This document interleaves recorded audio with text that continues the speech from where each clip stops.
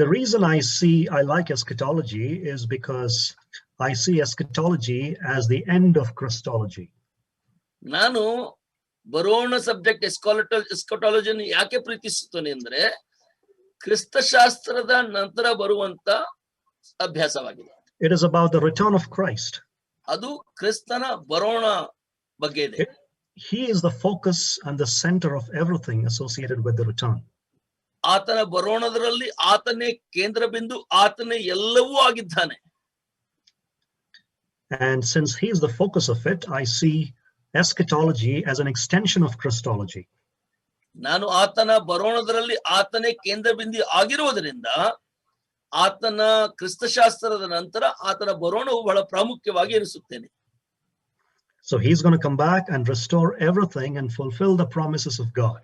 ಆತನು ಖಂಡಿತವಾಗಿ ತಿರುಗಿ ಬರಲಿಕ್ಕಿದ್ದಾನೆ, ಎಲ್ಲವನ್ನೂ ಸ್ಥಾಪಿಸುವನಾಗಿದ್ದಾನೆ, ಆತನ ವಾಗ್ದಾನಗಳನ್ನು ನೆರವೇರಿಸುವನಾಗಿದ್ದಾನೆ. It's a great time to look forward to. ನಾವು ಮುಂದೆ ನೋಡುವಂತದ್ದು ಬಹಳ ಗಂಭೀರವಾದಂತ ದಿನಗಳಾಗಿವೆ. And that's why we are waiting for the blessed hope, the glorious return of our great God and Savior Jesus Christ. ಅದಕ್ಕಾಗಿಯೇ ಮಹಾ ಮಹಿಮೆ ಇಲ್ಲಂತ ಕರ್ತನಾದ ಯೇಸು ಕ್ರಿಸ್ತನ ಬರೋಣಕ್ಕಾಗಿ ನಾವು ಎದುರು ನೋಡುವವರಾಗಿದ್ದೇವೆ. Okay, so I have a big challenge on my hand tonight. ನನ್ನ ಕೈಯಲ್ಲಿ ಇವತ್ತು ಒಂದು ದೊಡ್ಡ ಸವಾಲಿದೆ. In the next 1 hour, I'll have to finish the book of Revelation. ಬರುವಂತ 1 ಗಂಟೆ ಕಾಲದಲ್ಲಿ ಸಂಪೂರ್ಣ ಪ್ರಕಟಣೆ ಗ್ರಂಥವನ್ನು ಮುಗಿಸಬೇಕು. You also have a challenge. 10 minutes extra, brother, today. Sure, but you also have a challenge on your hands. You'll have to listen attentively. ಹೌದು, ನಿಮ್ಮ ಹತ್ರ ಕೂಡ ಒಂದು ದೊಡ್ಡ ಸವಾಲಿದೆ. ದಯವಿಟ್ಟು ಬಹಳ ಸೂಕ್ಷ್ಮತೆಯಿಂದ ಕೇಳಿರಿ. All right, so we left off at chapter 9 of Revelation yesterday. ನಾವು ನಿನ್ನೆ ಪ್ರಕಟಣೆ ಗ್ರಂಥದ 19ನೇ ಅಧ್ಯಾಯವನ್ನು ಬಿಟ್ಟಿದ್ದೇವೆ. We finished the 6th trumpet. 6 ತುತ್ತೂರಿಗಳನ್ನು ಮುಗಿಸಿದೆವು. And we saw that in spite of the increasing intensity of the judgments from God, men have hardened their hearts and they would not repent. ನ್ಯಾಯದ ದಿನದಲ್ಲಿ ಉಪದ್ರವಗಳು ಹೆಚ್ಚುತ್ತಾ ಹೋದ ಹಾಗೆ ಕೂಡ ಮನುಷ್ಯನು ಪಶ್ಚಾತ್ತಾಪ ಪಡದೆ ತನ್ನ ಹೃದಯವನ್ನು ಕಠಿಣ ಮಾಡಿಕೊಂಡದನ್ನು ನಾವು ನೋಡಿದೆವು. Now, if you remember the seals judgments, ಮುದ್ರೆಯ ಉಪದ್ರವಗಳನ್ನು ನೀವು ನೆನಪು ಮಾಡಿಕೊಳ್ಳುವುದಾದ್ರೆ, there was a gap, or what we call as an interlude, between the 6th seal judgment and the 7th seal judgment. 6ನೆಯ ಮುದ್ರೆಯ ಉಪದ್ರವಕ್ಕೂ 7ನೇ ಉಪದ್ರವಕ್ಕೂ ಮಧ್ಯದಲ್ಲಿ ಸ್ವಲ್ಪ ತಡವಿತ್ತು. In the same way, for the trumpet judgments as well, there is a gap or an interlude between the 6th trumpet judgment and the 7th trumpet judgment. 6ನೆಯ ತುತ್ತೂರಿಯ ಉಪದ್ರವಕ್ಕೂ 7ನೇ ತುತ್ತೂರಿ ಉಪದ್ರವಕ್ಕೂ ಅದೇ ರೀತಿಯಾಗಿ ಸ್ವಲ್ಪ ಸಮಯ ಬಿಡುವು ಇದೆ. So yesterday we finished talking about the 6th judgment. ನಿನ್ನೆ ನಾವು 6ನೆಯ ಉಪದ್ರವದ ಬಗ್ಗೆ ಮುಗಿಸಿದ್ದೇವೆ. Now we come to the interlude, or the gap, before we get to the 7th trumpet judgment. 7ನೆಯ ತುತ್ತೂರಿ ಉಪದ್ರವಕ್ಕೆ ಹೋಗೋದಕ್ಕಿಂತ ಮುಂಚೆ ಮಧ್ಯದಲ್ಲಿರುವಂತಹ ಬಿಡುವು, ಆ ಸಮಯಕ್ಕೆ ನಾವು ಬರುತ್ತಾ ಇದ್ದೇವೆ. Now, before the book of Revelation talks about the 7th trumpet judgment, we are given a number of revelations. ಪ್ರಕಟಣೆ ಗ್ರಂಥ 7ನೇ ತುತ್ತೂರಿಯ ನ್ಯಾಯದ ಬಗ್ಗೆ ಮಾತಾಡುವುದಕ್ಕಿಂತ ಮುಂಚೆ ಅನೇಕ ಪ್ರಕಟಣೆಗಳನ್ನು ಅಲ್ಲಿ ಕೊಡಲ್ಪಟ್ಟಿದೆ. The first one is about an open book which John is to take from an angel. ಮೊಟ್ಟ ಮೊದಲನೆಯದು ತೆರೆದಂತ ಪುಸ್ತಕ, ಯೋಹಾನನು ಅದನ್ನು ದೂತನಿಂದ ತೆಗೆದುಕೊಳ್ಳಬೇಕು. You can see this in chapter 10 verses 1 through 11. 10ನೇ ಅಧ್ಯಾಯ 1ರಿಂದ 11 ವಚನಗಳಲ್ಲಿ ಇದನ್ನು ನಾವು ನೋಡಬಹುದು. So John is to take this book, an open book, from an angel. ಯೋಹಾನನು ತೆರೆದಿಟ್ಟಂತಹ ಸುರುಳಿಯನ್ನು ಆ ದೇವದೂತನಿಂದ ತೆಗೆದುಕೊಳ್ಳಬೇಕು. Now, by the way, some people interpret this angel as Christ. I don't believe that. I think it's an angel. ಕೆಲವರು ಈ ದೇವದೂತನನ್ನು ಕ್ರಿಸ್ತನೆಂದು ಅವರು ಅದರ ಬಗ್ಗೆ ವಿವರಣೆ ಕೊಡುತ್ತಾರೆ, ಆದ್ರೆ ನಾನು ಅದನ್ನು ನಂಬೋದಿಲ್ಲ. ಅದು ಖಂಡಿತವಾಗಿ ದೇವದೂತನೇ ಆಗಿದ್ದಾನೆ. Okay, continue. All right. So it is an angel, and John is to take this book open book from this angel. ಅದು ಖಂಡಿತವಾಗಿ ದೇವದೂತನೇ, ಅದನ್ನು ಯೋಹಾನನು ದೂತನಿಂದಲೇ ತೆಗೆದುಕೊಳ್ಳಬೇಕು. And he's supposed to eat that book. ಅದನ್ನು ಆತನು ತಿನ್ನಬೇಕು. It is symbolism to say that before John ministers these prophecies to others, he's supposed to understand them himself. ಸಾಧಾರಣವಾಗಿ ಹೇಳಬೇಕಾದರೆ ಯೋಹಾನನು ಈ ಪುಸ್ತಕದಲ್ಲಿದ್ದಂತಹ ಪ್ರಕಟಣೆಗಳನ್ನು ಇತರರಿಗೆ ಹೇಳಬೇಕಾದ್ರೆ ಅದನ್ನು ಸರಿಯಾಗಿ ತಾನು ಮೊದಲು ಅರ್ಥ ಮಾಡಿಕೊಳ್ಳಬೇಕು. So as a symbolism, he is asked to eat the book. ಅದರ ಸೂಚನಾರ್ಥಕವಾಗಿ ಆತನು ಆ ಪುಸ್ತಕವನ್ನು ಸುರುಳಿಯನ್ನು ತಿನ್ನಲಿಕ್ಕೆ ಹೇಳಲ್ಪಟ್ಟಿತು. That is the first revelation that is given in that gap. ಆ ತಡವು ಬಿಡುವು ಕಾಲದಲ್ಲಿ ಕೊಟ್ಟಂತ ಮೊದಲನೇ ಪ್ರಕಟಣೆ ಇದು. Then there's a second revelation. ಅನಂತರ ಎರಡನೇ ಪ್ರಕಟಣೆ. Brother, can you read for us chapter 11 verses 1 and 2, please? 11ನೇ ಅಧ್ಯಾಯ 1-2 ಓದಿಕೊಳ್ಳೋಣ. ತರುವಾಯ ದಂಡದಂತಿದ್ದ ಒಂದು ಅಳತೆ ಕೋಲು ನನ್ನ ಕೈಗೆ ಕೊಡಲ್ಪಟ್ಟಿತು ಮತ್ತು ಒಂದು ವಾಣಿ ಉಂಟಾಯಿತು. ಅದು ನನಗೆ ಹೇಳಿದ್ದೇನೆಂದರೆ, ನೀನೆದ್ದು ದೇವರ ಆಲಯವನ್ನು ಯಜ್ಞವೇದಿಯನ್ನು ಅಳತೆ ಮಾಡಿ ಆಲಯದಲ್ಲಿ ಆರಾಧನೆ ಮಾಡುವರು ಲೆಕ್ಕಿಸು. ಆಲಯಕ್ಕೆ ಹೊರಗಿರುವ ಅಂಗಳವನ್ನು ಅಳೆಯದೆ ಬಿಟ್ಟು ಬಿಡು. ಅದು ಅನ್ಯ ಜನರಿಗಾಗಿ ಬಿಟ್ಟದೆ. ಅವರು ಪರಿಶುದ್ಧ ಪಟ್ಟಣವನ್ನು 42 ತಿಂಗಳು ತುಳಿದಾಡುವರು. Okay, brother. So the second revelation given here is ಎರಡನೇ ಪ್ರಕಟಣೆ ಕೊಟ್ಟದ್ದಿಲ್ಲಿ John is asked to measure the inner temple. ದೇವರ ಆಲಯ ಒಳಗಿನ ಯಜ್ಞವೇದಿಕೆಯನ್ನು ಅಳತೆ ಮಾಡಲು ಕೆಲಸ ಕೊಟ್ಟಿದ್ದಾರೆ. This is God's way of saying that he will take note of those who faithfully worship him in the tribulation period. ಇದು ದೇವರ ಲೆಕ್ಕಾಚಾರ ಏನೆಂದರೆ, ಶ್ರಮೆ ಮಹಾಶ್ರಮೆಗಳ ಕಾಲದಲ್ಲಿ ದೇವರನ್ನು ಆರಾಧಿಸುವವರ ಲೆಕ್ಕವನ್ನು ಆತನು ತೆಗೆದುಕೊಳ್ಳುತ್ತಾ ಇದ್ದಾನೆ. Those who faithfully worship him in the tribulation period. ಬಹಳ ವಿಶ್ವಾಸದಿಂದ ನಂಬಿಕೆಯಿಂದ ಆರಾಧಿಸುವವರ ಲೆಕ್ಕ. He'll take note of it. God will take note of those people. ದೇವರು ಅವರ ಲೆಕ್ಕವನ್ನು ತೆಗೆದುಕೊಳ್ಳುತ್ತಾನೆ. Now when you look at verses 3 to 13 in chapter 11, 11ನೇ ಅಧ್ಯಾಯದ 3-13 ವಚನಗಳನ್ನು ನೋಡುವುದಾದ್ರೆ, you have the third revelation. ಮೂರನೆಯ ಪ್ರಕಟಣೆಯಲ್ಲಿ ಕಂಡು ಬರುತ್ತದೆ. It's about the two witnesses who will be ministering during the tribulation period. ಇಬ್ಬರು ಸಾಕ್ಷಿಗಳು ಈ ಶ್ರಮೆಗಳ ಕಾಲದಲ್ಲಿ ಸಾಕ್ಷಿಯನ್ನು ಕೊಡುವಂತವರಾಗಿದ್ದಾರೆ. These two witnesses are a manifestation once again of the grace of God. ಈ ಇಬ್ಬರು ಸಾಕ್ಷಿಗಳು ಇನ್ನೊಂದು ಅವ್ರು ಹೇಳಲಿಕ್ಕೆ ಬಯಸುತ್ತೇನೆ, ದೇವರ ಕೃಪೆಯನ್ನು ತೋರಿಸುವಂತವರಾಗಿದ್ದಾರೆ. But they also demonstrate the hardened spiritual condition of the people. ಅಷ್ಟೇ ಅಲ್ಲದೆ ಮನುಷ್ಯರ ಗಟ್ಟಿಯಾದಂತ ಬಂಡೆಗಲ್ಲಿನಂತ ಹೃದಯವನ್ನು ಕೂಡ ತೋರ್ಪಡಿಸುವವರಾಗಿದ್ದಾರೆ. Now look at verse 13, please. 13ನೇ ವಚನ ಓದುತ್ತೇನೆ, ಕೇಳಿರಿ. ಅದೇ ಗಳಿಗೆಯಲ್ಲಿ ಮಹಾ ಭೂಕಂಪ ಉಂಟಾಗಿ ಆ ಪಟ್ಟಣದ ಹತ್ತಿರದಲ್ಲೊಂದು ಅಂಶವು ಬಿದ್ದು ಹೋಯಿತು. ಆ ಭೂಕಂಪದಿಂದ 7,000 ಮಂದಿ ಸತ್ತು ಹೋದರು.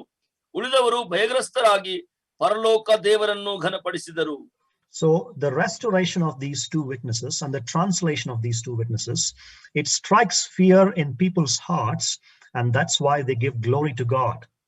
ಈ ಇಬ್ಬರು ಸಾಕ್ಷಿಗಳ ಪುನರ್ ಸ್ಥಾಪನೆ ಅಥವಾ ಅವರನ್ನು ಪುನರ್ ಉಜ್ಜೀವನಗೊಳಿಸುವುದನ್ನು ನೋಡಿ ಜನರು ಭಯಗ್ರಸ್ತರಾದರು, ಪರಲೋಕದ ದೇವರನ್ನು ಅವರು ಘನಪಡಿಸಿದರು.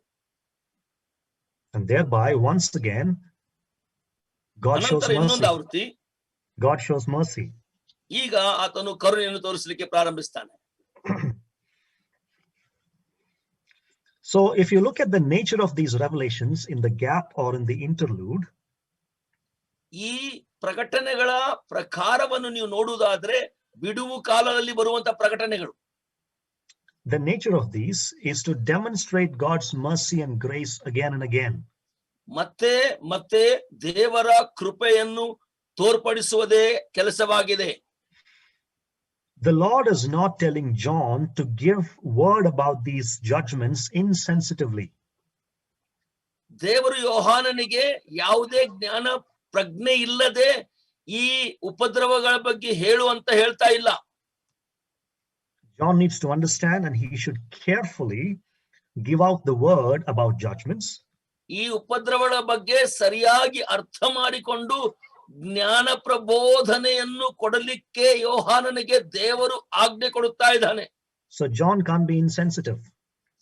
ಇಲ್ಲಿ ದೇವರು ಯೋಹಾನನು ಜ್ಞಾನ ಪ್ರಜ್ಞೆ ಇಲ್ಲದವನಾಗಿರ್ಲಿಕ್ಕೆ ಸಾಧ್ಯವಿಲ್ಲ. Also, God will acknowledge the worship of the faithful. ದೇವರು ಕೂಡ ನಂಬಿಗಸ್ತರ ಆರಾಧನೆಯನ್ನು ಸ್ವೀಕರಿಸುವನಾಗಿದ್ದಾನೆ. And mercy is offered through the two witnesses to people. ಈ ಇಬ್ಬರು ಸಾಕ್ಷಿಗಳ ಮೂಲಕ ಕರುಣೆ ತೋರ್ಪಡಿಸಲ್ಪಟ್ಟಿದೆ. Now with the judgment of the sixth trumpet, the second woe is completed. ಆರನೆಯ ತುತ್ತೂರಿಯ ಉಪದ್ರವದ ಮೂಲಕ ಎರಡನೆಯ ಪ್ರಮಾಣ ಏನಿತ್ತೋ ಅದು ಸಂಪೂರ್ತಿ ಆಯಿತು. The woe, not wow. Woe. W-O-E. Dukkha. Yeah, brother? W-O-E. Woe, brother. Read verse 14, please. 14ನೇ ವಚನಕ್ಕೆ ಎರಡನೇ ವಿಪತ್ತು ಕಳೆದು ಹೋಯಿತು. ಸಾರಿ, S. Yeah. So the second woe is completed. ಎರಡನೇ ವಿಪತ್ತು ಕಳೆದು ಹೋಯಿತು. Now you have the seventh trumpet that will be sounded. ಈಗ ಏಳನೇ ತುತ್ತೂರಿ ಊದಲ್ಪಡುತ್ತದೆ. Brother, can you read for us verses 15 through 19, please? 15ರಿಂದ 19 ವಚನ ಓದಿಕೊಳ್ಳೋಣ.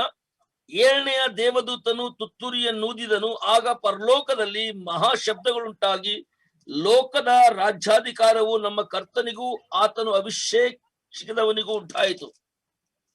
ಆತನು ಯುಗಯುಗಾಂತರಗಳಲ್ಲಿಯೂ ರಾಜ್ಯವನ್ನಾಳುವನು ಎಂದು ಹೇಳಿದನು. ತರುವಾಯ ದೇವರ ಸಮಕ್ಷಮದಲ್ಲಿ ತಮ್ಮ ತಮ್ಮ ಸಿಂಹಾಸನಗಳ ಮೇಲೆ ಕೂತಿರುವ 24 ಮಂದಿ ಹಿರಿಯರು ಆತನಿಗೆ ಅಡ್ಡಬಿದ್ದು, ಕರ್ತನೇ, ಸರ್ವಶಕ್ತನಾದ ದೇವರೇ, ಸದಾ ಇರುವಾತನೇ, ನೀನು ನಿನ್ನ ಮಹಾ ಅಧಿಕಾರವನ್ನು ವಹಿಸಿಕೊಂಡು ಆಳಿದ್ದರಿಂದ ನಿನಗೆ ಕೃತಜ್ಞತಾ ಸ್ತುತಿಗಳನ್ನು ಸಲ್ಲಿಸುತ್ತೇವೆ. ಜನಾಂಗಗಳು ಕೋಪಿಸಿಕೊಂಡವು, ನಿನ್ನ ಕೋಪವು ಪ್ರಕಟವಾಯಿತು. ಸತ್ತವರು ತೀರ್ಪು ಹೊಂದುವ ಸಮಯ ಬಂದದೆ. ನೀನು ನಿನ್ನ ದಾಸರಾದ ಪ್ರವಾದಿಗಳಿಗೂ ದೇವ ಜನರಿಗೂ ನಿನ್ನ ನಾಮಕ್ಕೆ ಭಯಪಡುವ ದೊಡ್ಡವರಿಗೂ ಚಿಕ್ಕವರಿಗೂ ಪ್ರತಿಫಲವನ್ನು ಕೊಟ್ಟು ಲೋಕ ನಾಶಕರನ್ನು ನಾಶ ಮಾಡುವಿ ಎಂದು ಆತನನ್ನು ಆರಾಧಿಸಿದರು. 19 ಆಗ ಪರಲೋಕದಲ್ಲಿರುವ ದೇವಾಲಯವು ತೆರೆಯಿತು. ಆತನ ಆಲಯದಲ್ಲಿ ಆತನ ಒಡಂಬಡಿಕೆಯು ಮಂಜೂಷವು ಕಾಣಿಸಿತು. ಇದಲ್ಲದೆ ಮಿಂಚುಗಳು, ವಾಣಿಗಳು, ಗುಡುಗುಗಳು, ಭೂಕಂಪವು, ದೊಡ್ಡ ಆನೆಕಲ್ಲಿನ ಮಳೆಯು ಉಂಟಾಯಿತು. Okay, thank you, brother. Yes, welcome. Now yesterday I said I take a telescopic view of judgments. ನಿನ್ನೆ ನಾನು ದೂರದರ್ಶನದ ಒಂದು ನೋಟವನ್ನು ನಿಮಗೆ ಕಾಣುವಂತೆ ಮಾಡಿದೆ. Have you seen a telescope ever? ನೀವು ದೂರದರ್ಶನದ telescope ಎಂದಾದ್ರೂ ನೋಡಿದಿರಾ? It has different segments. ಅದರಲ್ಲಿ ಬೇರೆ ಬೇರೆ ವಿಭಾಗಗಳಿವೆ. So one segment comes out of the other. ಒಂದು ವಿಭಾಗದಿಂದ ಇನ್ನೊಂದು ವಿಭಾಗ ಬರುತ್ತದೆ. So when you open it, one segment proceeds out of the other. ಒಂದು ಭಾಗದಿಂದ ಇನ್ನೊಂದು ಭಾಗ ಅದರ ಒಳಗಿಂದ ಬರುತ್ತದೆ ಅದನ್ನು ತೆರೆಯುವಾಗ. In the same way, the seventh seal is the seven trumpets judgments. ಅದೇ ರೀತಿಯಾಗಿ ಏಳನೇ ಮುದ್ರೆ ಅದರ ಒಳಗಿಂದ 7 ತುತ್ತೂರಿಗಳು ಹೊರಗೆ ಬರುತ್ತವೆ. And the seventh trumpet judgment is the seven bowls judgment. ಏಳನೆಯ ತುತ್ತೂರಿ ಉಪದ್ರವ ಒಳಗಿಂದ 7 ಪಾತ್ರೆಗಳು ಬರುತ್ತಾ ಇವೆ. So the seventh trumpet judgment is a seven bowls judgments. ಏಳನೆಯ ತುತ್ತೂರಿಯ ನ್ಯಾಯವು ಉಪದ್ರವವು 7 ಪಾತ್ರೆಗಳ ನ್ಯಾಯವಾಗಿದೆ. But with this last trumpet, there is a proclamation that the rule of the world is taken over by Christ. ಕೊನೆಯ ಪ್ರಕಟಣೆಯಲ್ಲಿ rule of the Christ will be taken over. No, the rule of the world will be taken over by Christ. ಈ ಪ್ರಪಂಚದ ಆಳ್ವಿಕೆಯು ಕ್ರಿಸ್ತನು ತೆಗೆದುಕೊಳ್ಳುವನೆಂಬುವ ಪ್ರಕಟಣೆ ಆಗಿದೆ. Which means the end is near. ಅದರ ಅರ್ಥವೇನೆಂದರೆ ಅಂತ್ಯವು ಸಮೀಪಕ್ಕೆ ಬಂದಿದೆ. And in verses 16 and 17, the elders on the throne respond in adoration.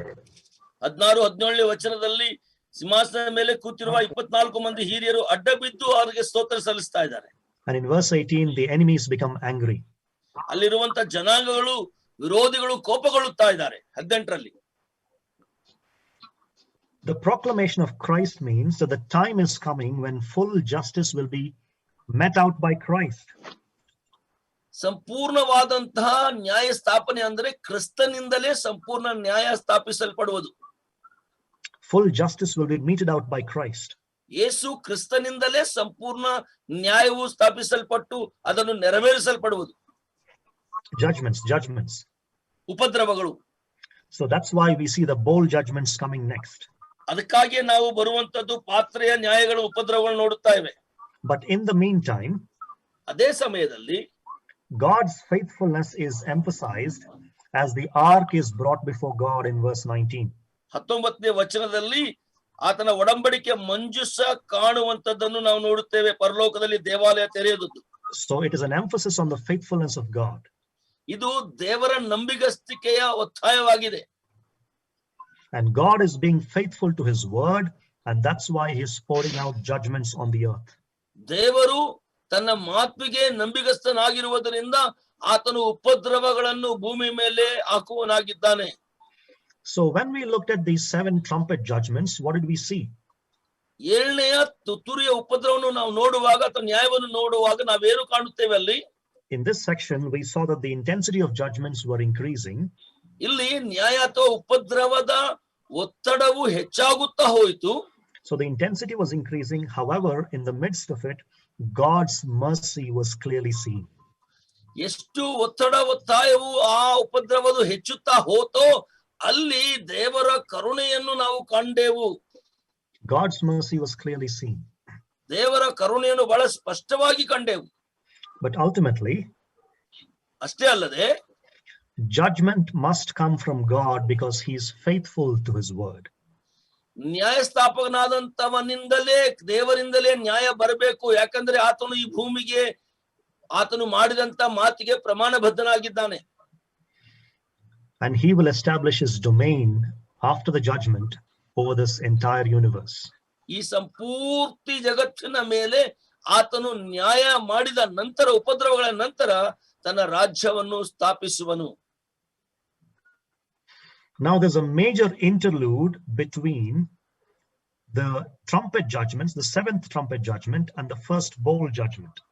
ಮೊದಲನೆಯ ಪಾತ್ರೆಯ ಆ ಉಪದ್ರವಕ್ಕೂ 7ನೇ ತುತ್ತೂರಿಯ ನ್ಯಾಯದ ಉಪದ್ರವಕ್ಕೂ ಮಧ್ಯದಲ್ಲಿರುವಂತ ಆ ಸಮಯ ಗ್ಯಾಪ್ ಅನ್ನು ನಾವು ನೋಡೋಣ. There's a big interlude. ಒಂದು ದೊಡ್ಡ ಬಿಡುವಿದೆ. You can see that in chapter 12 verse 1. It goes all the way till chapter 14 verse 20. 12ನೇ ಅಧ್ಯಾಯ 1ರಿಂದ 14ನೇ ಅಧ್ಯಾಯದ 1ನೇ ವಚನ ತನಕ ಅದು ಹೋಗುತ್ತದೆ. 14 verse 20. 14ನೇ ಅಧ್ಯಾಯದ 20ನೇ ವಚನ ತನಕ ಅದು ಮುಂದುವರಿಯುತ್ತದೆ. Now listen to me very carefully, please.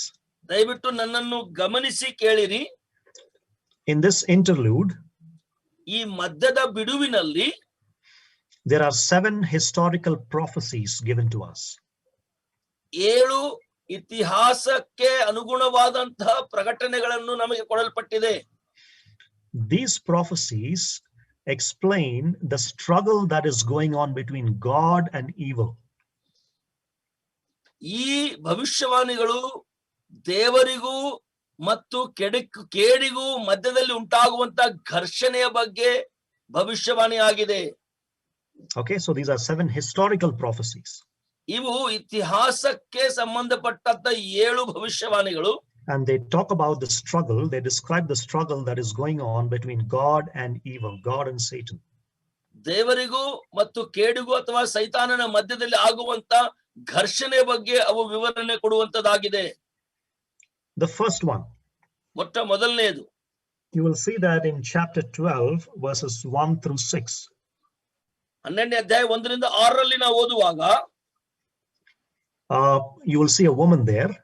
ಅಲ್ಲಿ ಒಬ್ಬ ಸ್ತ್ರೀಯನ್ನು ನಾವು ಕಾಣುತ್ತೇವೆ. She represents Israel. ಅವಳು ಇಸ್ರಾಯೇಲ್ ಅನ್ನು ಸೂಚಿಸುವಂತವಳಾಗಿದ್ದಾಳೆ. Then there's a dragon who represents Satan. ಅನಂತರ ಘಟಸರ್ಪವು ಸೈತಾನನನ್ನು ತೋರಿಸುವಂತದಾಗಿದೆ. Then there's a male child who's a symbolism for Christ. ಅನಂತರ ಒಂದು ಗಂಡು ಮಗು ಕ್ರಿಸ್ತನಿಗೆ ಸೂಚನೆಯಾಗಿದೆ. Look at chapter 12 verse 5 please. 12:5ರಲ್ಲಿ ನಾವು ನೋಡೋಣ. ಆಕೆ ಜನಾಂಗಗಳನ್ನು ಕಬ್ಬಿಣದ ಕೋಲಿನಿಂದ ಆಳಬೇಕಾದ ಒಂದು ಗಂಡು ಮಗುವನ್ನು ಹೆತ್ತಳು. ಆ ಕೂಸು ಪಕ್ಕನೆ ದೇವರ ಬಳಿಗೂ ಆತನ ಸಿಂಹಾಸನ ಬಳಿಗೂ ಎತ್ತಲ್ಪಟ್ಟಿತು. ಆ ಸ್ತ್ರೀಯು ಅರಣ್ಯಕ್ಕೆ ಓಡಿ ಹೋದಳು. Okay, now this picture, ಈಗ ಈ ಚಿತ್ರವು, it gives Satan's war against Christ. ಕ್ರಿಸ್ತನಿಗೂ ಸೈತಾನನಿಗೂ ಮಧ್ಯದಲ್ಲಿರುವಂತ ಯುದ್ಧದ ಬಗ್ಗೆ ತಿಳಿಸುವಂತದ್ದಾಗಿದೆ. And it shows us how Satan is defeated with Christ's ascension to the right hand of God. ದೇವರ ಬಲಪಾರ್ಶ್ವಕ್ಕೆ ಕರ್ತನಾದ ಯೇಸು ಕ್ರಿಸ್ತ ಎತ್ತಲ್ಪಡುವಾಗ ಸೈತಾನನು ಹೇಗೆ ಸೋಲು ಅನುಭವಿಸಿದ್ದನೋ ಅದನ್ನು ಇಲ್ಲಿ ತೋರಿಸುವಂತದ್ದಾಗಿದೆ. And also it shows how Satan is focused upon Israel. ಇಸ್ರಾಯೇಲರ ಮೇಲೆ ಸೈತಾನನು ಹೇಗೆ ತನ್ನ ಪೂರ್ತಿ ಗಮನವನ್ನು ಕೊಟ್ಟಿದ್ದಾನೋ ಅದನ್ನು ಕೂಡ ಇಲ್ಲಿ ತೋರಿಸುತ್ತದೆ. That's the first historical prophecy. ಇದು ಮೊಟ್ಟ ಮೊದಲನೇ ಇತಿಹಾಸಕ್ಕೆ ಅನುಗುಣವಾದಂತ ಭವಿಷ್ಯವಾಣಿಯಾಗಿದೆ. It talks about how Satan is trying to go against Christ, but he is defeated. ಇದು ಸೈತಾನನು ಕ್ರಿಸ್ತನ ವಿರೋಧವಾಗಿ ಹೇಗೆ ಹೋಗುತ್ತಾನೋ ಮತ್ತು ಹೇಗೆ ಸೋಲನ್ನು ಅನುಭವಿಸುತ್ತಾನೋ ಅದರ ಬಗ್ಗೆ ವಿವರಣೆ ಕೊಟ್ಟಿದೆ. And now Satan is focused upon Israel. ಈಗ ಇಸ್ರಾಯೇಲ್ರ ಮೇಲೆ ಆತನು ತನ್ನ ಗಮನವನ್ನು ಸೆಳೆಯುತ್ತಾ ಇದ್ದಾನೆ. Okay, there is so much to talk about this, but we don't have time. ಇದರ ಬಗ್ಗೆ ಬಹಳಷ್ಟು ಮಾತಾಡ್ಲಿಕ್ಕಿದೆ, ಆದ್ರೆ ನಮ್ಮ ಸಮಯ ಕೊಂಚವಾಗಿದೆ. Then we move to the second scene. ಅನಂತರ ಎರಡನೆಯ ಆ ಭಾಗಕ್ಕೆ ನಾವು ಬರುತ್ತಾ ಇದ್ದೇವೆ. We come to chapter 12, verses 7 through 12. 7ರಿಂದ 12 ವಚನಗಳಿಗೆ ನಾವು ಬರುತ್ತಾ ಇದ್ದೇವೆ. So the scene here moves to heaven. ಇಲ್ಲಿರುವಂತ ಈ ಚಿತ್ರವು ಪರಲೋಕಕ್ಕೆ ನಮ್ಮನ್ನು ಕರೆದುಕೊಂಡು ಹೋಗುತ್ತದೆ. There Satan and his angels are defeated by Michael and his angels. ಸೈತಾನನು ಆತನ ದೂತರು ಮಿಖಾಯೇಲ್ ಮತ್ತು ಆತನ ದೂತರೊಂದಿಗೆ ಸೋಲನ್ನು ಅನುಭವಿಸುತ್ತಾರೆ. And Satan and his angels are cast out of heaven to the earth.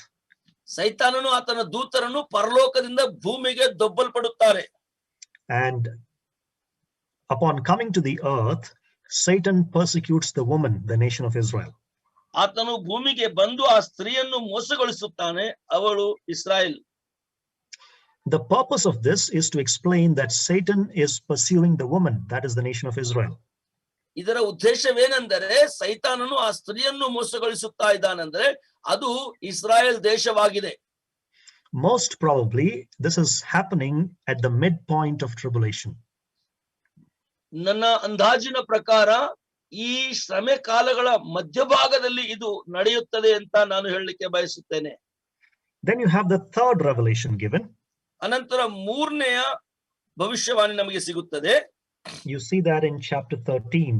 13ನೇ ವಚನದಿಂದ ಪ್ರಾರಂಭವಾಗುತ್ತದೆ. Adhyaya, chapter 13. 13ನೇ ಅಧ್ಯಾಯದಿಂದ ಪ್ರಾರಂಭವಾಗುತ್ತದೆ. Okay, so you see a beast coming from the sea. ಸಮುದ್ರದ ಒಳಗಿಂದ ಮೃಗ ಬರುವಂತದನ್ನು ನೋಡುತ್ತೇವೆ. Okay, and he represents a coalition of 10 nations or 10 kingdoms. ಈ ಆಶ್ಚರ್ಯಕರವಾದ ಮೃಗವು 10 ದೇಶಗಳನ್ನು ಒಳಗೊಂಡಂತ ಒಂದು ಚಿಹ್ನೆಯಾಗಿದೆ. It's a coalition of 10 nations. Yes, 10 ದೇಶಗಳು ಒಳಗೊಂಡಂತ ಒಂದು ಗೂಡಿಸಿದಂತ ಒಂದು ಒಕ್ಕೂಟವಾಗಿದೆ. Remember the prophecies and the visions that we saw in Daniel? ದಾನಿಯೇಲನಲ್ಲಿ ನಾವು ಕಂಡಂತ ದರ್ಶನ ಹಾಗೂ ಅದರ ಭವಿಷ್ಯವಾಣಿ ದಯವಿಟ್ಟು ನೆನಪಿಸಿಕೊಳ್ಳಿರಿ. In chapter 2 of Daniel, the image or the statue had 10 toes. ನಾವು 2ನೇ ಅಧ್ಯಾಯದಲ್ಲಿ ನಾವು ನೋಡುವಾಗ ಅಲ್ಲಿ 10 ಬೆರಳುಗಳನ್ನು ನಾವು ಕಂಡೆವು ದರ್ಶನದಲ್ಲಿ. In chapter 7, the beast had 10 horns. ಅಲ್ಲಿ 7ನೇ ಅಧ್ಯಾಯಕ್ಕೆ ಬರುವಾಗ ಆ ಪ್ರಾಣಿಗೆ 7 ಕೊಂಬುಗಳಿದ್ದವು. 10 horns. 10 ಕೊಂಬುಗಳಿದ್ದವು. And out of that a little horn came, blaspheming God, and he is Antichrist. ಆ 10ರ ಮಧ್ಯದಲ್ಲಿ ಒಂದು ಚಿಕ್ಕ ಕೊಂಬು ಮಧ್ಯದಲ್ಲಿ ಎದ್ದು ಬಂತು, ಅದು ದೇವರನ್ನು ದೂಷಿಸುವಂತ ಕೊಂಬಾಗಿತ್ತು. And that is the Antichrist, we say. ಅದೇ ಕ್ರಿಸ್ತ ವಿರೋಧಿ. Now this beast coming out of the sea is the Antichrist. ಈ ಸಮುದ್ರ ಒಳಗಿಂದ ಬರುವಂತ ಈ ಆಶ್ಚರ್ಯಕರವಾದ ಮೃಗವೇ ಕ್ರಿಸ್ತ ವಿರೋಧಿಯಾಗಿದ್ದಾನೆ. He is talked about in 2 Thessalonians 2. He is the man of lawlessness. ಇದನ್ನೇ 2ನೇ ಥೆಸಲೋನಿಕ 2ನೇ ಅಧ್ಯಾಯದಲ್ಲಿ ಪೌಲನು ಬರೆಯುತ್ತಾನೆ, ಆತನು ನ್ಯಾಯ ವಿಧಿಗಳು ಇಲ್ಲದಂತ ವ್ಯಕ್ತಿಯಾಗಿದ್ದಾನೆ.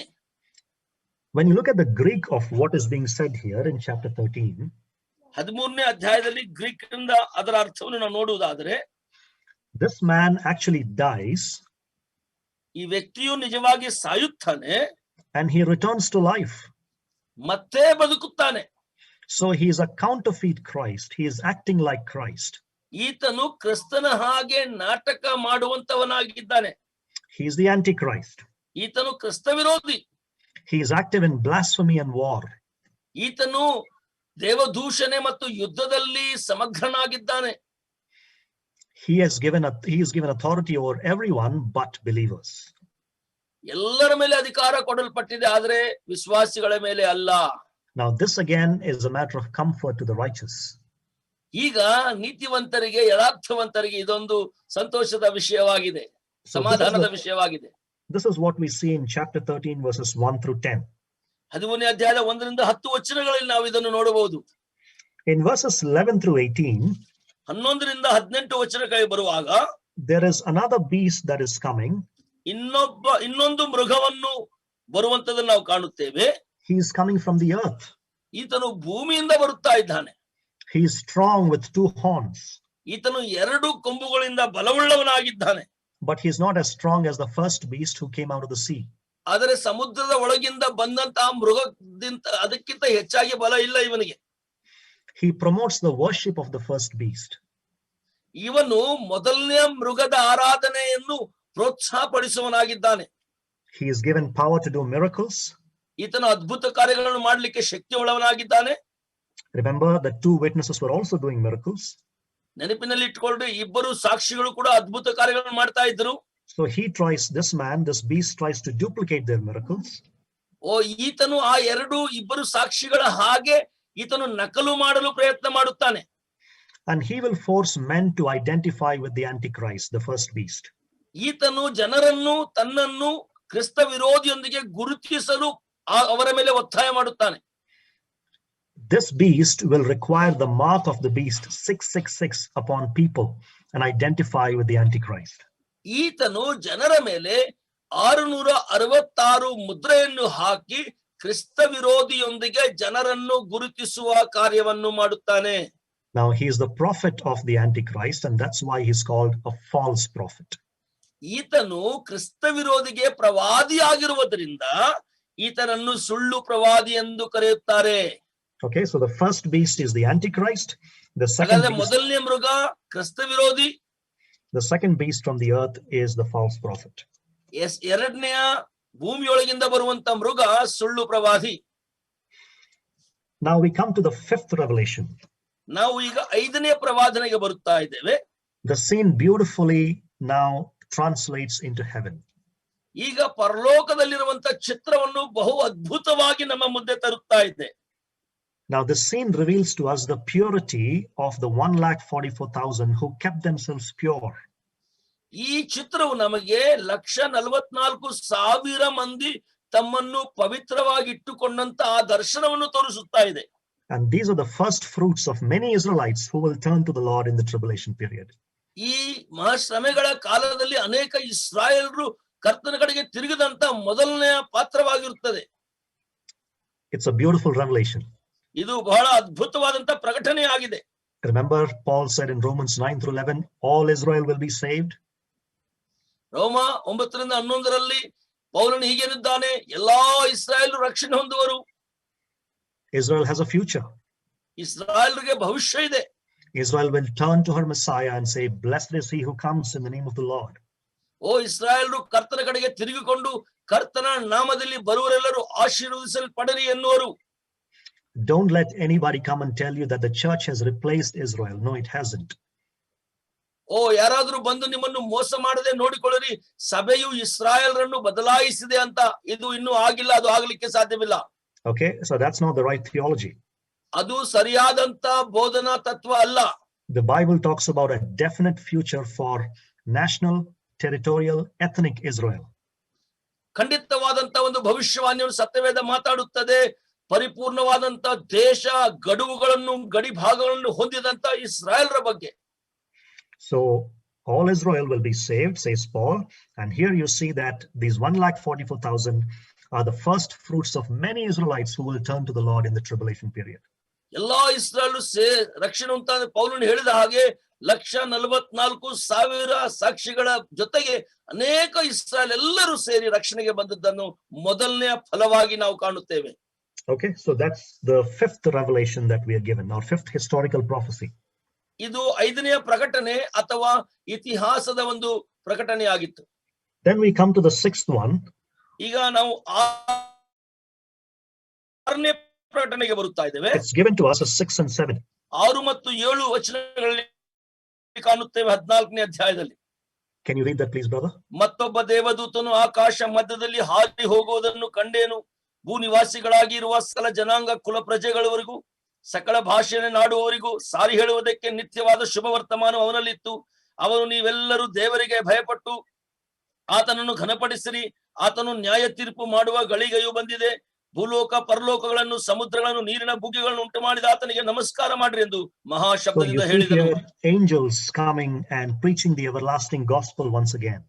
ಇಲ್ಲಿ ನಾವು ದೇವದೂತರು ಇಳಿದು ಬಂದು ನಿತ್ಯದ ಸುವಾರ್ತೆಯನ್ನು ಸಾರುವುದನ್ನು ಕಾಣುತ್ತೇವೆ. And they are once again emphasizing the grace of God to a world that is rejecting him. ಇನ್ನೊಂದಾವೃತ್ತಿ ಲೋಕವು ದೇವರನ್ನು ತಿರಸ್ಕರಿಸುತ್ತಿರುವಾಗ ನ್ಯಾಯದ ಬಗ್ಗೆ ಅವರು ಮಾತಾಡುತ್ತಾ ಇದ್ದಾರೆ. If you look at verse 8, 8ನೇ ವಚನ ನೋಡುವುದಾದ್ರೆ, there is another angel that is announcing the fall of Babylon. ಇನ್ನೊಂದು ದೇವದೂತನು ಬಿದ್ದು ಹೋದಂತ ಬಾಬಿಲೋನಿನ ಬಗ್ಗೆ ಪ್ರಕಟಣೆ ಕೊಡುತ್ತಾ ಇದೆ. And then in verses 9 through 13, 9ರಿಂದ 13 ವಚನಗಳಲ್ಲಿ there's a third angel that comes and announces the doom of the beast worshippers. ಮೂರನೆಯ ದೇವದೂತನು ಬಂದು ಮೃಗಕ್ಕೂ ವಿಗ್ರಹಕ್ಕೂ ನಮಸ್ಕಾರ ಮಾಡುವಂತ ಆ ಆರಾಧನೆ ಬಗ್ಗೆ ವಿವರಣೆ ಕೊಡುತ್ತಾ ಇದ್ದಾನೆ. Now the judgments begin again. ಈಗ ಮತ್ತೆ ನ್ಯಾಯ ತೀರ್ಪು ಪ್ರಾರಂಭವಾಯಿತು. This angel begins these judgments by throwing a token judgment in the sense of warning upon the earth. ಭೂಮಿಯ ಮೇಲೆ ಗಮನ ಹರಿಸಲಿಕ್ಕೆ ವಾರ್ನಿಂಗ್ ಕೊಡುವಂತಹ ಆ ನ್ಯಾಯ ತೀರ್ಪನ್ನು ಭೂಮಿಯ ಮೇಲೆ ಉಪದ್ರವವನ್ನು ಹಾಕುವುದರ ಮೂಲಕ ಆತನು ಪ್ರಾರಂಭ ಮಾಡುತ್ತಾನೆ. Okay, now we'll come to the seventh one before we get to the judgments. ನಾವು ನ್ಯಾಯ ತೀರ್ಪಿಗೆ ಹೋಗುವುದಕ್ಕಿಂತ ಮುಂಚೆ 7ನೇ ಉಪದ್ರವಕ್ಕೆ ಹೋಗೋಣ. Look at verses 14 through 20. 14th chapter 14 to 20 brother. 14, yeah, verses 14 through 20. 14ನೇ ಅಧ್ಯಾಯ 14ರಿಂದ 20 ವಚನಗಳನ್ನು ನಾವು ಓದೋಣ. The interlude here ends with the harvests of the earth. ಇಲ್ಲಿರುವಂತ ಮಧ್ಯಭಾಗದ ಬಿಡುವು ಭೂಮಿಯ ಮೇಲೆ ಸುಗ್ಗಿಯೊಂದಿಗೆ ಸಮಾಪ್ತವಾಗ್ತಾ ಇದೆ.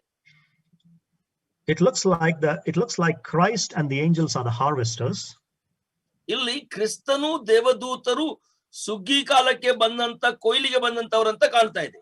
And false religions of man are being harvested. ಮನುಷ್ಯನ ತಪ್ಪಾದಂತ ಆ ಧರ್ಮಗಳು ಅವೆಲ್ಲವೂ ಕೊಯ್ಲಿಗೆ ಬರ್ತಾ ಇವೆ. Okay, so we have these 7 historical prophecies that we saw. ನಾವು ನೋಡಿದಂತ 7 ಇತಿಹಾಸ ಪರವಾದಂತ ಪ್ರವಾದನೆಗಳನ್ನು ನೋಡಿದೆವು. They give a heavenly perspective to the judgments which are taking place on the earth. ಭೂಮಿಯ ಮೇಲೆ ನಡೆಯುವಂತ ಆ ನ್ಯಾಯ ತೀರ್ಪಿಗೆ ಪರಲೋಕದ ಒಂದು ದೃಶ್ಯವನ್ನು ಕೊಡುವಂತದಾಗಿದೆ. Now we come to the 7 bowl judgments. ಮತ್ತೆ ತಿರುಗಿ ನಾವು 7ನೇ ಪಾತ್ರೆಯ ಉಪದ್ರವ ಅಥವಾ ನ್ಯಾಯ ತೀರ್ಪಿಗೆ ಹೋಗೋಣ. So after these historical prophecies, the judgment of the 7 bowls, it begins. ಈ ಎಲ್ಲಾ ಐತಿಹಾಸಿಕ ನ್ಯಾಯ ತೀರ್ಪಿನ ನಂತರ 7ನೇ ಪಾತ್ರೆಯ ಉಪದ್ರವವು ಪ್ರಾರಂಭವಾಗುತ್ತದೆ. These are the last judgments.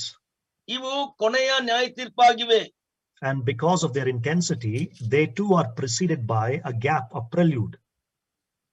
ಇವರ ಒತ್ತಾಯ ಅಥವಾ ಅದರ ಉಪದ್ರವದ ಬಹಳ ಎತ್ತರದ ಅಧಿಕ ರೌದ್ರದ ಕಾರಣ ಅವು ಮುಗಿದಿರುವುದು ಕಾಣುವುದಿಲ್ಲ. No. Because of the intensity, there is a gap before they start. ಅದರ ರೌದ್ರವು ಬಹಳ ಹೆಚ್ಚಿನ ಪ್ರಮಾಣದಲ್ಲಿ ಇರುವುದರಿಂದ ಅದರ ಮಧ್ಯದಲ್ಲಿ ಸ್ವಲ್ಪ ಬಿಡುವಿದೆ. Look at chapter 15 verse 1 please. 15:1 ನಾವು ನೋಡೋಣ. ಪರಲೋಕದಲ್ಲಿ ಆಶ್ಚರ್ಯಕಾಲ ಮತ್ತೊಂದು ಮಹಾಲಕ್ಷಣ ನನಗೆ ಕಾಣಿಸಿತು. 7 ಮಂದಿ ದೇವದೂತರ ಕೈಯಲ್ಲಿ 7 ಉಪದ್ರವಗಳಿದ್ದವು. ಇವು ಕಡೆ ಉಪದ್ರವಗಳು. ಇವುಗಳಲ್ಲಿ ದೇವರ ರೌದ್ರವು ಮುಗಿದಿರುವುದು. Okay, so God will finish his wrath with these judgments. ಎಲ್ಲಾ ನ್ಯಾಯ ತೀರ್ಪುಗಳಿಂದ ದೇವರು ತನ್ನ ರೌದ್ರವನ್ನು ಮುಗಿಸುತ್ತಾನೆ. But before that, when you look at verses 2 through 4, 2ರಿಂದ 4 ವಚನಗಳು ನಾವು ನೋಡುವುದಾದ್ರೆ ಅದಕ್ಕಿಂತ ಮುಂಚೆ praise is given for these consummating judgments. ಜಯ ಹೊಂದಿದವರಿಗೆ ಆ ಗೀತೆಯನ್ನು Praise is given because these ultimate judgments are coming. ಈ ರೀತಿಯಾದಂತ ನ್ಯಾಯ ಬರುವುದಕ್ಕಿಂತ ಅಲ್ಲಿ ಸ್ತೋತ್ರವನ್ನು ಕೊಡುತ್ತಾ ಇದ್ದಾರೆ. And then the bowls are presented in chapter 15 verse 5 through chapter 16 verse 1. 5ನೇ ವಚನ 15ನೇ ಅಧ್ಯಾಯ 5ನೇ ವಚನದಿಂದ 14ನೇ ಅಧ್ಯಾಯದ 1ನೇ ವಚನದವರೆಗೆ ಉಪದ್ರವಗಳನ್ನು ಅಲ್ಲಿ ತೋರಿಸುತ್ತಾ ಇದ್ದಾರೆ.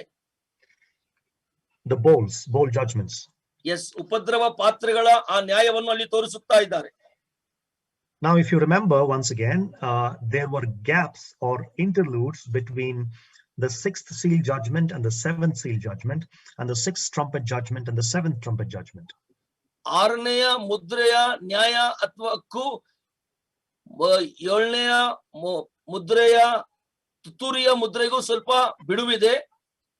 ಆರನೆಯ ತುತ್ತೂರಿಯ ನ್ಯಾಯಕ್ಕೂ ಏಳನೆಯ ಪಾತ್ರೆಯ ಮುದ್ರೆಗೂ ಬಿಡುವಿದೆ. But there is no gap here between the sixth bowl judgment and the seventh bowl judgment.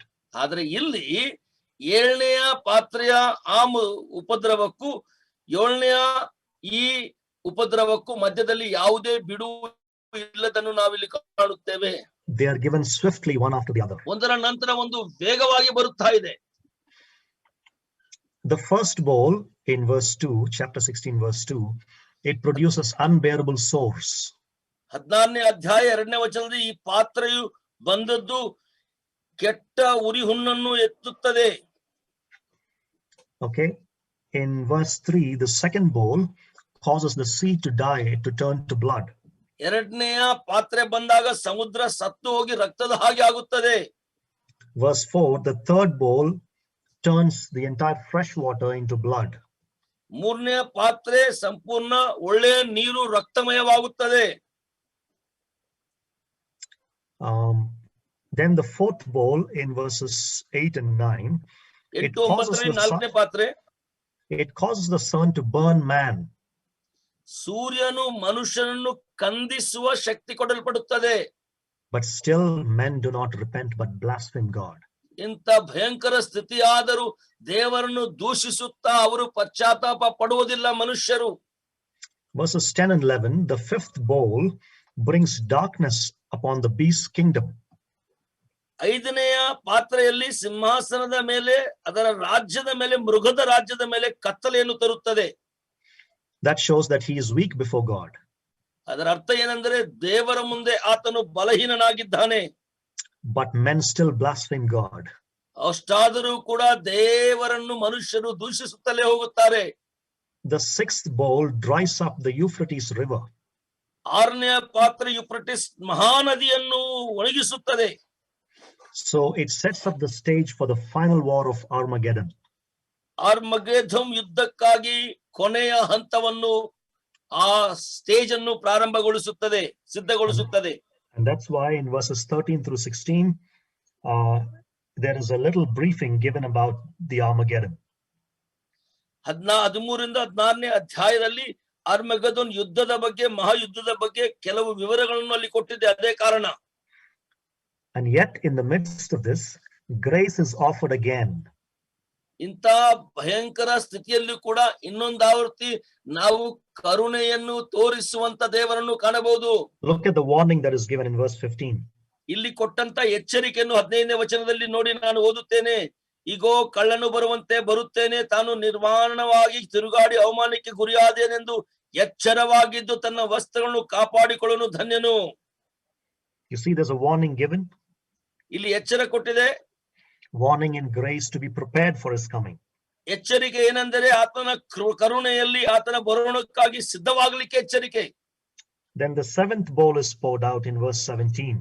17ನೇ ವಚನದಲ್ಲಿ 7ನೆಯ ಪಾತ್ರೆಯು ಕುಮ್ಮರಿಸಲ್ಪಟ್ಟಿತು.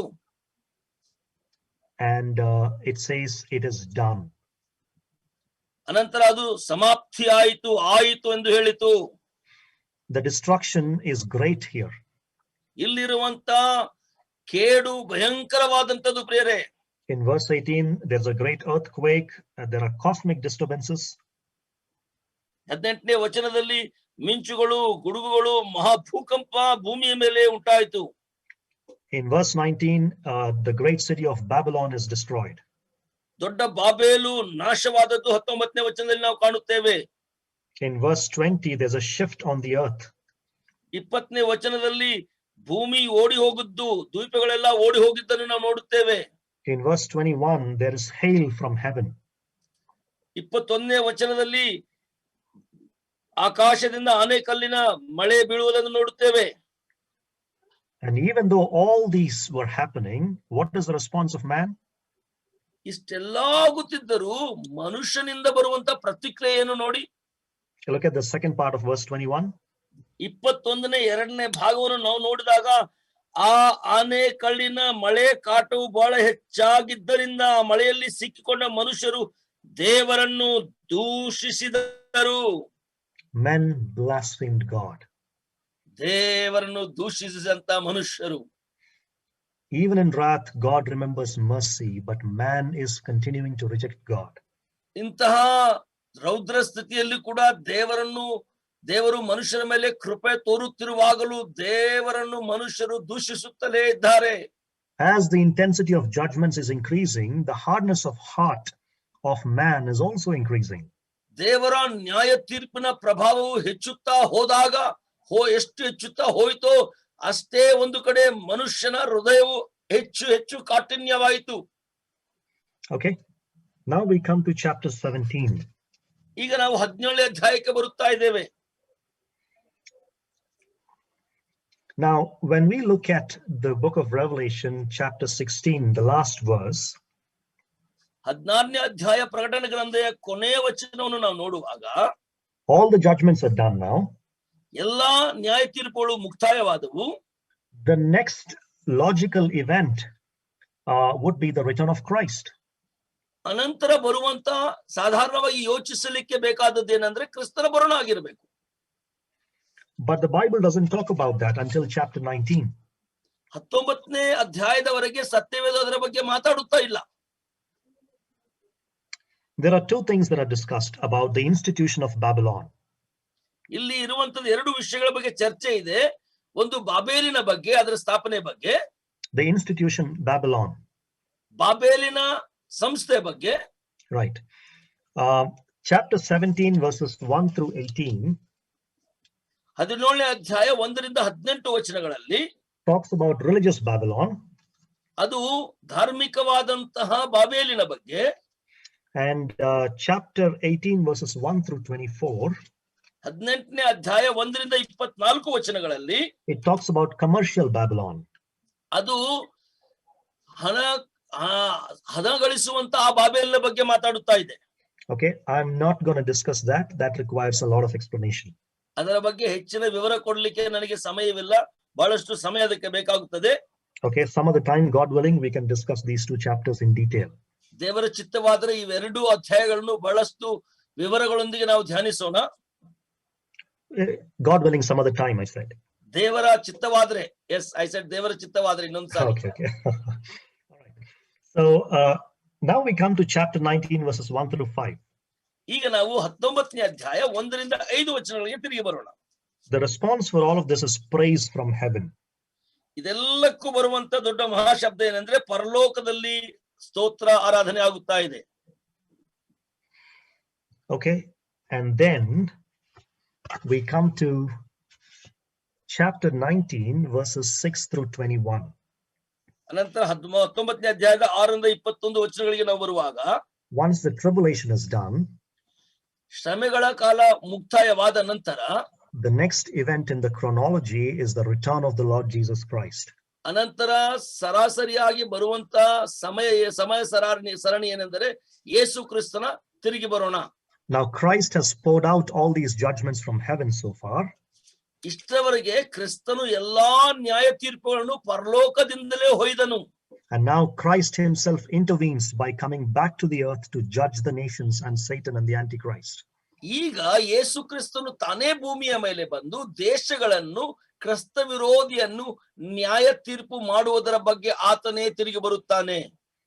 But before that explanation is given, ಆ ವಿವರಗಳನ್ನು ಕೊಡುವುದಕ್ಕಿಂತ ಮುಂಚೆ, in verses 6 through 10, the book of Revelation, once again, in verses 6 through 10, 6 ರಿಂದ 10 ವಚನಗಳಲ್ಲಿ there is a description given about the marriage supper of the Lamb.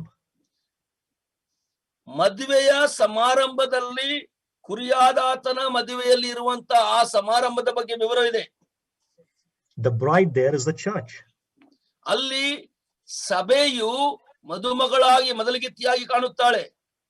Okay, and then there is this beautiful verses. Brother, can you read from verses 11 through 13, please? 20 chapter 11 to 19 11 through 13. 19ನೇ ಅಧ್ಯಾಯ 11 ರಿಂದ 11 to 16. 13. 11ರಿಂದ 13 ವಚನ ನಾನು ಓದುತ್ತೇನೆ, ದಯವಿಟ್ಟು ಗಮನಿಸಿರಿ. ಪರಲೋಕವು ತೆರೆದಿರುವುದನ್ನು ನಾನು ಕಂಡೆನು, ಆಗ ಈಗೋ ಬಿಳಿ ಕುದುರೆಯು ನನಗೆ ಕಾಣಿಸಿತು. ಅದರ ಮೇಲೆ ಕೂತಿದ್ದವನಿಗೆ ನಂಬಿಗಸ್ತನು ಸತ್ಯವಂತನು ಎಂದು ಹೆಸರು. ಆತನು ನೀತಿಯಿಂದ ನ್ಯಾಯ ವಿಚಾರಿಸುತ್ತಾನೆ, ನೀತಿಯಿಂದ ಯುದ್ಧ ಮಾಡುತ್ತಾನೆ. ಆತನ ಕಣ್ಣುಗಳು ಬೆಂಕಿಯ ಹುಲಿಯಂತಿವೆ. ಆತನ ತಲೆಯ ಮೇಲೆ ಅನೇಕ ಮಕ್ಕುಟಗಳುಂಟು. ಆತನಿಗೆ ಒಂದು ಹೆಸರು ಬರೆದು ಕೊಟ್ಟಿದೆ, ಅದು ಆತನಿಗೆ ಹೊರತು ಮತ್ತಾರಿಗೂ ತಿಳಿಯದು. 13ನೇ ವಚನ, ಆತನು ರಕ್ತ ಪ್ರೋಕ್ಷಿತವಾದ ವಸ್ತ್ರವನ್ನು ಧರಿಸಿಕೊಂಡಿದ್ದನು. ಆತನಿಗೆ ದೇವರ ವಾಕ್ಯವೊಂದು ಹೆಸರು. The Lord Jesus Christ returns. ಯೇಸು ಕ್ರಿಸ್ತನು, ಕರ್ತನಾದ ಯೇಸು ಕ್ರಿಸ್ತನು ತಿರುಗಿ ಬರುತ್ತಾನೆ. The Lord appears as a warrior. ಕರ್ತನು ಇಲ್ಲಿ ಯುದ್ಧ ಶೂರನಾಗಿ ಕಂಡು ಬರುತ್ತಾನೆ. He has armies with him. ಆತನ ಜೊತೆಗೆ ಸೈನ್ಯವಿದೆ. And the armies, everybody in the army, all of us are clothed just as he is. ಆತನ ಜೊತೆಗಿರುವಂತ ಹಾಗೆ ನಾವು ಕೂಡ ಎಲ್ಲ ಸೈನಿಕರು ಆತನಿಗೆ ಬಹಳ ಸಮೀಪವಾಗಿದ್ದೇವೆ. And he bears the power and title of authority. ಆತನಿಗೆ ಶಕ್ತಿ ಸಾಮರ್ಥ್ಯವು ಇದೆ. And he comes down and he destroys the Antichrist and his allies. ಆತನು ಕೆಳಗಿಳಿದು ಬಂದು ಕ್ರಿಸ್ತ ವಿರೋಧಿಯನ್ನು, ಆತನ ಜೊತೆಗಿರುವ ಎಲ್ಲರನ್ನು ನಾಶ ಮಾಡುತ್ತಾನೆ. Now, there is no description of the battle that is given. ಇಲ್ಲಿ ಯುದ್ಧದ ಬಗ್ಗೆ ವಿವರವೇನು ಕೊಟ್ಟಿಲ್ಲ. But this is the battle of the Armageddon. ಆದರೆ ಹರ್ಮೆಗೋದೋನ್ ಯುದ್ಧವೇ ಇದಾಗಿದೆ. Now, there's no description given because the moment the Lord comes down, he destroys them immediately. There is no battle there. ಯಾಕಂದ್ರೆ ಈ ಯುದ್ಧದ ವಿವರ ಯಾಕೆ ಕೊಟ್ಟಿಲ್ಲ ಅಂದ್ರೆ, ಯೇಸು ಕ್ರಿಸ್ತನು ತಿರುಗಿ ಬಂದ ತಕ್ಷಣವೇ ಅಲ್ಲಿ ಅವರನ್ನು ನಾಶ ಮಾಡುತ್ತಾನೆ. ವಿವರ ಕೊಡ್ಲಿಕ್ಕೆ ಸಮಯ ಇಲ್ಲ. They don't even have a chance to pronounce anything. He destroys them. ಅವರು ಬಾಯಿಂದ ಒಂದು ಶಬ್ದ ಕೂಡ ಹೊರಡಿಸುವಂತ ಸಮಯ ಕೂಡ ಇಲ್ಲ, ತಕ್ಷಣವೇ ನಿರ್ಮೂಲವಾಗುತ್ತಾರೆ. So this concludes the program of the tribulation period, the 70th week of Daniel. ಇಲ್ಲಿಗೆ 70ನೇ ವಾರ ದಾನಿಯೇಲ ಗ್ರಂಥದಲ್ಲಿರುವಂತ ಶ್ರಮೆ ಮಹಾಶ್ರಮೆಗಳ ಕಾಲ ಮುಕ್ತಾಯವಾಗುತ್ತದೆ. So remember, we started here with the first coming of Christ. We came all the way here, and then we are at the second advent, and the tribulation period is done. ನಾವು ಮೊದಲನೆಯ ಪ್ರಾರಂಭದಲ್ಲಿ ಯೇಸು ಕ್ರಿಸ್ತನ ಮೊದಲನೇ ಬರೋಣದಲ್ಲಿ ಪ್ರಾರಂಭಿಸಿದೆವು. ಅಲ್ಲಿಂದ ಬಂದು ಸಭೆ ಎತ್ತಲ್ಪಡೋಣ, ಆತನೇ ಎರಡನೇ ಬರೋಣ. ಇಲ್ಲಿಗೆ ನ್ಯಾಯ ತೀರ್ಪು ಅಥವಾ ಶ್ರಮೆಗಳ ಕಾಲ ಸಮಾಪ್ತಿ ಆಯಿತು. Judgment was given little by little with increasing intensity, and men were given many chances to repent, and yet they did not repent. ನ್ಯಾಯ ತೀರ್ಪು ನಿಧಾನವಾಗಿ ಅದರ ಒತ್ತಡ ಹೆಚ್ಚುತ್ತಾ ಹೋಯಿತು. ಆದರೂ ಸಮಯ ಕೊಟ್ಟಿದ್ರು ಕೂಡ ಮನುಷ್ಯರ ಹೃದಯವು ಕಠಿಣವಾಗಿ ಅವರು ಮಾನಸಾಂತರ ಹೊಂದಲಿಲ್ಲ. All right, now they deserve to be judged. ಈಗ ಖಂಡಿತವಾಗಿ ಅವರಿಗೆ ನ್ಯಾಯ ತೀರ್ಪು ಆಗಲೇಬೇಕು. Christ is triumphant over evil. ಕ್ರಿಸ್ತನು ಅನೀತಿಯ ಸೈತಾನನ ಮೇಲೆ ವಿಜಯವನ್ನು ಹೊಂದಿದ್ದಾನೆ. But this is just the beginning of the good news. ಆದರೆ ಈ ಮಹಾ ಸಂತೋಷಕರವಾದ ಶುಭ ವರ್ತಮಾನದ ಪ್ರಾರಂಭವೇ ಇದು. Now the program after the tribulation happens in two ways. ಶ್ರಮೆಗಳ ಕಾಲದ ನಂತರ ಆಗುವಂತ ಸಂಗತಿಗಳು ಎರಡು ಪದ್ಧತಿಯಲ್ಲಿ ನಡೆಯುತ್ತವೆ. The first one is the millennium or the millennial kingdom. ಮೊಟ್ಟ ಮೊದಲನೆಯದು ಸಹಸ್ರ ವರ್ಷದ ಆಳ್ವಿಕೆ. And Satan is imprisoned for those 1000 years. ಆ ಸಹಸ್ರ ವರ್ಷಗಳು, 1000 ವರ್ಷಗಳು ಸೈತಾನನು ಬಂಧನದಲ್ಲಿ ಹಾಕಲ್ಪಡುತ್ತಾನೆ. Okay, and before the millennium, there is the resurrection of the tribulation martyrs. ಈ 1000 ವರ್ಷಗಳ ಆಳ್ವಿಕೆಯ ಪ್ರಾರಂಭಕ್ಕಿಂತ ಮುಂಚೆ ಕ್ರಿಸ್ತನಿಗಾಗಿ ಪ್ರಾಣ ಕೊಟ್ಟಂತ ಅವರು ಮತ್ತೆ ತಿರುಗಿ ಎಬ್ಬಿಸಲ್ಪಡುತ್ತಾರೆ. It is called the first resurrection. ಆ ಹತಸಾಕ್ಷಿಗಳು ತಿರುಗಿ ಎಬ್ಬಿಸಲ್ಪಡುವುದು ಮೊದಲನೆಯ ಪುನರುತ್ಥಾನವೆಂದು ಕರೆಯಲ್ಪಡುತ್ತದೆ. And the second death has no power over them. ಅನಂತರ ಎರಡನೇ ಮರಣಕ್ಕೆ ಅವರ ಮೇಲೆ ಅಧಿಕಾರವಿಲ್ಲ. And they will reign with Christ for 1000 years in the millennium. ಅವರು ಕ್ರಿಸ್ತನೊಂದಿಗೆ 1000 ವರ್ಷ ಆಳ್ವಿಕೆ ಮಾಡುವರು. Now so far there have been 3 resurrections in history. ಈ ಇಷ್ಟರವರೆಗೆ ನಾವು ಈಗ ನೋಡಿದಷ್ಟರವರೆಗೆ 3 ಪುನರುತ್ಥಾನಗಳಾದವು ಇತಿಹಾಸದಲ್ಲಿ. Okay, let me annotate for you. Okay, so here on the third day after his crucifixion, Jesus rose again from the dead. He's the first fruits of the resurrection. ಮೊಟ್ಟ ಮೊದಲನೆಯ ಪುನರುತ್ಥಾನವು ಯೇಸು ಕ್ರಿಸ್ತನು ಮೂರನೇ ದಿನ ಪುನರುತ್ಥಾನ ಹೊಂದಿದನು. ಆತನೇ ಪುನರುತ್ಥಾನದ ಮೊದಲನೆಯ ಫಲವಾಗಿದ್ದಾನೆ. At the rapture, those in Christ have been resurrected. ಸಭೆ ಎತ್ತಲ್ಪಡುವಾಗ ಕ್ರಿಸ್ತನಲ್ಲಿರುವವರು ಪುನರುತ್ಥಾನ ಹೊಂದಿದರು. And the tribulation martyrs, those saints, are resurrected here after the tribulation, and they will enter into the millennium. It is a resurrection unto life. ಶ್ರಮೆ ಮಹಾಶ್ರಮೆಗಳ ಕಾಲದ ನಂತರ ಕ್ರಿಸ್ತನಿಗಾಗಿ ಹತಸಾಕ್ಷಿಯಾದವರು ಇಲ್ಲಿ ಮತ್ತೆ ಪುನರುತ್ಥಾನ ಹೊಂದುತ್ತಾರೆ. ಸಹಸ್ರ ಅಥವಾ 1000 ವರ್ಷದ ಆಳ್ವಿಕೆಯಲ್ಲಿ ಪ್ರವೇಶಿಸುತ್ತಾರೆ. The Old Testament saints also will be raised here. ಇಲ್ಲಿ ದಯವಿಟ್ಟು ಗಮನಿಸಿರಿ, ಹಳೆ ಒಡಂಬಡಿಕೆಯ ಪರಿಶುದ್ಧರು ಕೂಡ ಎದ್ದು ಬರುತ್ತಾರೆ. There'll be one more resurrection, which is the final resurrection. It is the resurrection of all unbelievers of all ages. ಕೊನೆಯ ಒಂದು ಪುನರುತ್ಥಾನ ಇದೆ, ಅದು ಎಲ್ಲಾ ಯುಗಗಳ ಎಲ್ಲಾ ಅವಿಶ್ವಾಸಿಗಳ ಪುನರುತ್ಥಾನ. And they will face the judgment at the great white throne of Christ. ಅವರು ಯೇಸು ಕ್ರಿಸ್ತನ ಶ್ವೇತ ನ್ಯಾಯ ಸಿಂಹಾಸನದ ಎದುರಿಗೆ ನ್ಯಾಯವನ್ನು ಎದುರಿಸುವರು. Okay, so 4 resurrections. ಈಗ ನಾವು ನೋಡಿದ್ದು 4 ಪುನರುತ್ಥಾನಗಳು. Christ is the first fruits of the resurrection. ಈ ಪುನರುತ್ಥಾನದಲ್ಲಿ ಕ್ರಿಸ್ತನು ಮೊದಲನೆಯ ಫಲವಾಗಿದ್ದಾನೆ, ಪ್ರಥಮ ಫಲವಾಗಿದ್ದಾನೆ. The resurrection of the church, ಸಭೆಯ ಪುನರುತ್ಥಾನ, the first resurrection and the second resurrection. ಮೊದಲನೆಯ ಮತ್ತು ಎರಡನೇ ಪುನರುತ್ಥಾನವಾಯಿತು. So before the millennium is the first resurrection, after the millennium is the second resurrection. ಅನಂತರ ಬರುವಂತದ್ದು ಮೊದಲನೇ ಪುನರುತ್ಥಾನ 1000 ವರ್ಷದ ಆಳ್ವಿಕೆ ಮುಂಚೆ, 1000 ವರ್ಷದ ಆಳ್ವಿಕೆ ನಂತರ ಎರಡನೇದು. Okay, all right. So we will get back here. ಮತ್ತೆ ನಾವು ತಿರುಗಿ ಬರೋಣ. We were in chapter 20 verses 4 through 6. Okay, that's the first resurrection. ನಾವು 20ನೇ ಅಧ್ಯಾಯದ 1ರಿಂದ 4 ವಚನಗಳಿದ್ದೆವು, ಅದು ಮೊದಲನೇ ಪುನರುತ್ಥಾನ. And then you have a 1000-year reign of Christ, the millennial kingdom. ಅನಂತರ 1000 ವರ್ಷಗಳು ಆಳ್ವಿಕೆ ಬರುತ್ತದೆ. We will reign with him. ನಾವು ಆತನೊಂದಿಗೆ ಆಳುವೆವು. Then after the 1000 years, 1000 ವರ್ಷ ಆಳ್ವಿಕೆ ನಂತರ there's a second resurrection. I talked about that. ನಾನು ಈಗಲೇ ಹೇಳಿದ ಹಾಗೆ ಎರಡನೇ ಪುನರುತ್ಥಾನ ಇದೆ. And Satan will again be released for a time to lead ಸೆರೆಯಿಂದ ಸ್ವಲ್ಪ ಸಮಯಕ್ಕೆ ಬಿಡುಗಡೆ ಆಗುತ್ತಾನೆ, to lead another rebellion against the Lord. ಕ್ರಿಸ್ತನಿಗೆ ವಿರೋಧವಾಗಿ ಇನ್ನೊಂದು ವಿರೋಧ ಕಾರ್ಯವನ್ನು ಮಾಡಲಿಕ್ಕೆ. Then will come the judgment at the great white throne of Christ. ಅನಂತರ ಕ್ರಿಸ್ತನ ಶ್ವೇತ ಸಿಂಹಾಸನದ ಮುಂದೆ ಬರುವಂತ ನ್ಯಾಯ ತೀರ್ಪು ಬರುವುದು.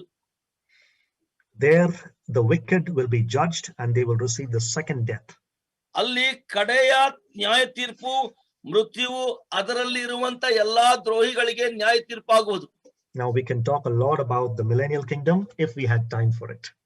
ಈ ನಮಗೆ ಸಮಯವಿದ್ದರೆ ಈ 1000 ವರ್ಷಗಳ ಆಳ್ವಿಕೆ ಬಗ್ಗೆ ಬಹಳಷ್ಟು ನಾವು ಮಾತಾಡಬಹುದಾಗಿತ್ತು. Lastly, we come to the eternal state involving a new creation.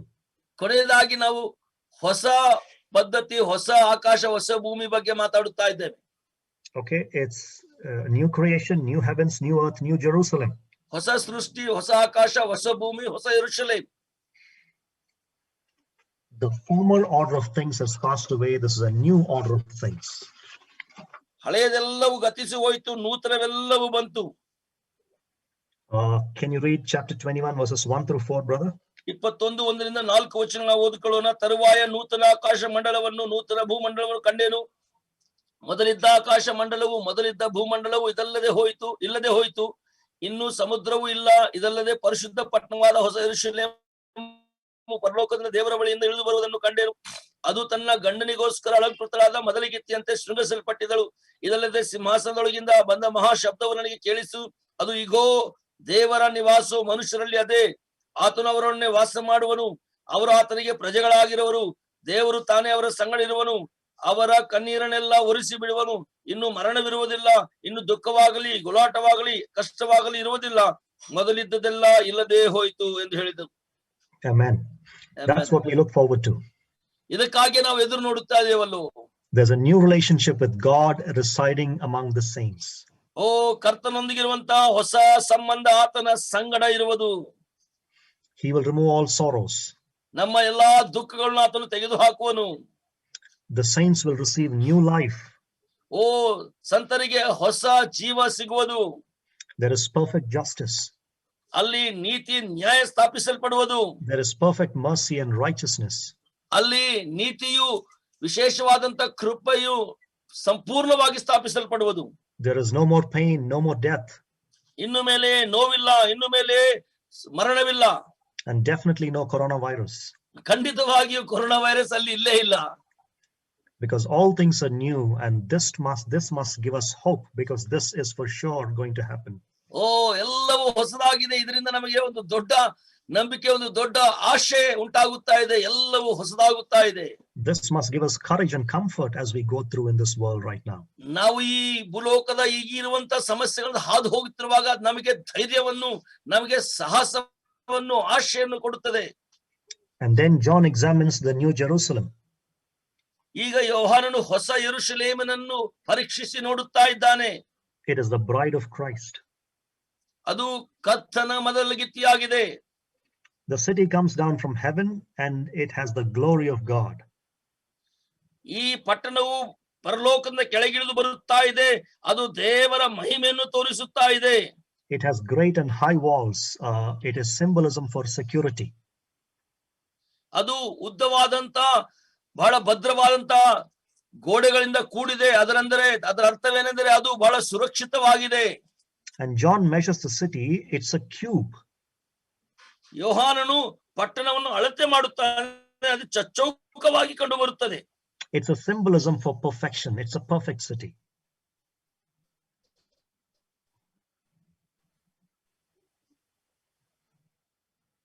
Brother?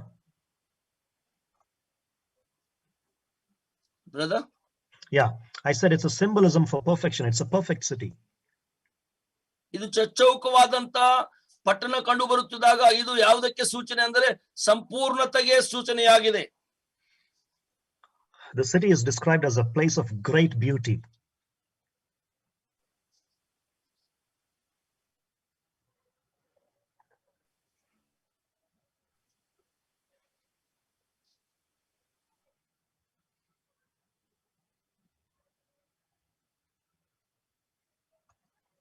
Can you hear me, brother?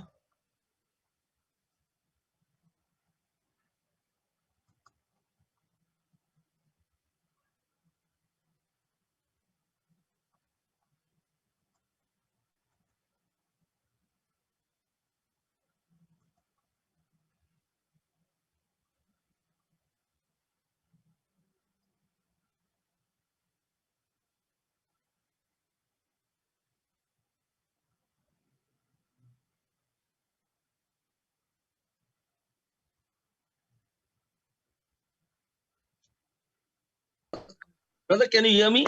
I can. Can you hear me? Hello? Yeah. Now I can. Hello? I can hear you, brother. Hello? Yeah. Sorry, I had a network issue, I think. Okay. So Yeah. I think we lost you at New Jerusalem. Yes, brother. Yes. All right. So we said he measures the city and he finds it to be a cube, a perfect cube. Yes. ಆತನು ಆ ಪಟ್ಟಣವನ್ನು ಚಚ್ಚೌಕವಾಗಿ ಕಂಡನು, ಅದರ ಅಳತೆಯನ್ನು ಮಾಡಿದನು. So it's symbolism for perfection of the city. ಚಚ್ಚೌಕ ಎಂದರೆ ಅದು ಸಂಪೂರ್ಣತೆಯಿಂದ ಕೂಡಿದಂತ ಪಟ್ಟಣವನ್ನು ನಾವು ಕಾಣುತ್ತೇವೆ. It's also a place of great beauty. You're on mute, brother.